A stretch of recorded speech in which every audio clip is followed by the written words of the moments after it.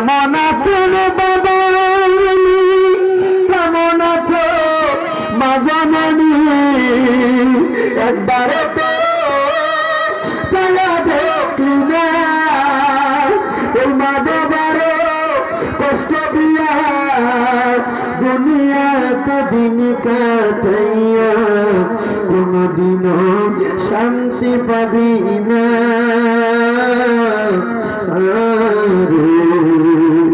খবর দেশে খবর মানিলি না, হায়রে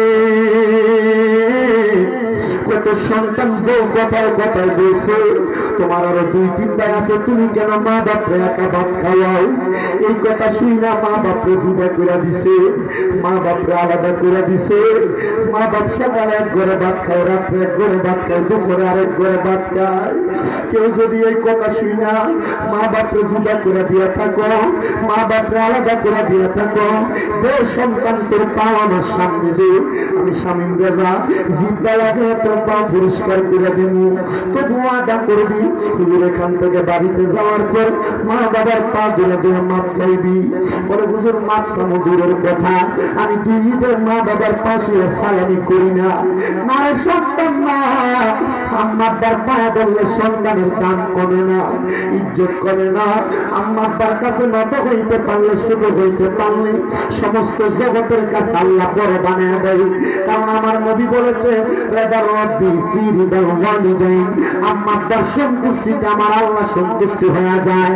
আর আল্লাহ যার প্রতি সন্তুষ্ট হয়ে যায় তার জন্য জান্নাত অবধারিত হয়ে যায়। যদি কেউ মা বাবার কষ্ট দিয়ে থাকো, অন্যায় করে থাকো, এখান থেকে বাড়িতে যাইয়া আম্মা বাবার পায়ে ধরে মাপ চাইবা। অনেকে চিন্তা করে হুজুর আমি তো কোনোদিন মা বাবার সাথে অন্যায় করি নাই, আমি কি মা বাবার পায়ে ধরে মাপ চামু? আমি বড় বড় সন্তান, অন্যায় করো আর না করো আম্মা বাবার পায়ে ধরবা। আজকে মাহফিল কবুল হবে কি হবে না এটার গ্যারান্টি কেউ দিতে পারবে না। তবে আমি একটা গ্যারান্টির কথা বইলা দিয়ে যাই, আগামীকালকে যদি দেখো এই বাড়ির তোর সহ আশেপাশে এলাকার কোনো মুরব্বী চা দোকানে কয় হ্যাঁ স্বামীর একটা ছোট ছেলে আসছিল ওয়াজ করার জন্য, তার কথা শুই না যাইয়া আমার দুটো বাড়ির মধ্যে আমার পায়ে ধরে মাপ চাইছে, মনে করবা মাহফিল কবুল হয়ে গেছে। বলে হুজুর কেন গো, কেন মাপ চাইবো? আরে বাবা আম্মার পায়ের কাছে ছোট হইতে পারলে আমার আল্লাহ তোমার বড় বানিয়ে দিবে। কিন্তু সন্তান ওই মা বাপের কষ্ট দিয়ে মক্কায় যায় হজ করতে, মদিনায় যায় হজ করতে। তুমি কি শোনো নাই নবী বলছে সাফাতুর রাব্বি